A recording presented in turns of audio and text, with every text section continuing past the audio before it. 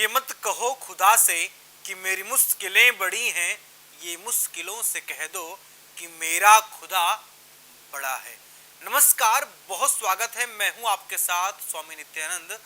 आज आप सभी के समक्ष उपस्थित हूं एक ऐसा विषय लेकर के, एक ऐसा महत्वपूर्ण टॉपिक लेकर के, जिस टॉपिक को जानकर सुनकर हैरान हो जाएंगे आप। टॉपिक है कि राहु देगा आपको बेशुमार दौलत। राहु देगा आपको बेशुमार दौलत। अब आप कहेंगे कि गुरुजी आप यह क्या कह रहे हैं। आप सोचेंगे अब कि गुरुजी आप यह सब क्या कह रहे हैं।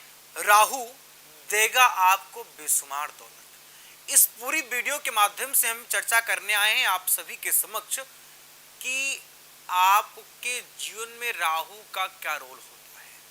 पहली चीज तो हम आप यह जान लें, अगर आपके जीवन में कभी भी आपको जेल की यात्रा करनी पड़ी तो वो भी राहु के अंतर्गत आता है। अगर आप कोई 2 नंबर का काम करते हैं और अथाह पैसा कमाते हैं तो आपके जीवन में राहु का ही विशेष प्रभाव होता है। अगर आपका कोई 2 नंबर का काम, जैसे कोई भी काम 2 नंबर के बहुत सारे काम होते हैं, अब मैं किसी के काम को 2 नंबर का नहीं बोल सकता, लेकिन बहुत सारा काम 2 नंबर का होता है, आप जानते होंगे आप लोग। 2 नंबर का काम जितना होता है वो सब राहु के अंतर्गत आता है। जितने लोगों की पत्रिका में राहु पीड़ित होता है वो लोग कभी 2 नंबर का कार्य नहीं कर पाते हैं, लेकिन जिसकी कुंडली में राहु बलवान होता है और मजबूत होता है वह व्यक्ति 2 नंबर का कार्य करता है और बहुत कम समय में राजा के समान राज करता है अपने जीवन में। यह राहु का ही देन है। तथाचा दुनिया के सारे इंडिविजुअल काम, दुनिया के सारे मतलब स्वाधारित काम ये राहु के अंतर्गत ही आते हैं, राहु के प्रभाव से ही संभव हो पाते हैं। इसलिए मैंने कहा है ना आपको कि राहु देगा आपको बेशुमार दौलत। आपको मैं एक एक करके राहु के बहुत अच्छे अच्छे गुण आपको मैं काउंट कराऊं। जो लोग ड्रग्स बेचते हैं, गांजा बेचते हैं, अफीम बेचते हैं, या दारू का जिनका बहुत बड़ा बिजनेस है, जो लोग शराब का बिजनेस करते हैं, ये लोग भी राहु के प्रभाव से वंचित नहीं होते हैं। राहु की कृपा से ही इनके जीवन में शराब से बहुत पैसा आता है। ड्रग्स बेचकर अथाह पैसा कमाकर बहुत कम समय में करोड़पति बन जाते हैं। राहु के अंतर्गत ही अवैध खनन तथा चोरी डकैती ये सब राहु की ही देन होती है। तो राहु आपको, अगर आपकी कुंडली में मजबूत है, एन केन प्रकारणेन आपको बड़ा आदमी वो राजा बना ही देगा। अब वो कैसे बनाता है ये राहु के ऊपर डिपेंड करेगा।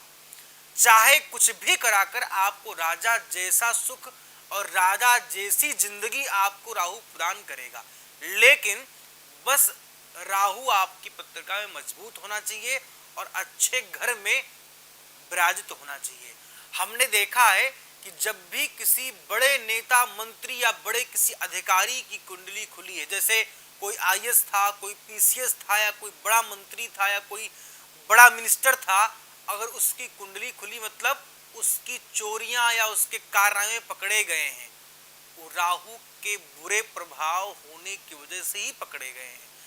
जब तक उनकी पत्रिका में राहु मजबूत था तब तक उनको अथाह नहीं अकूत संपत्ति और अपार सम्मान प्रदान कराया।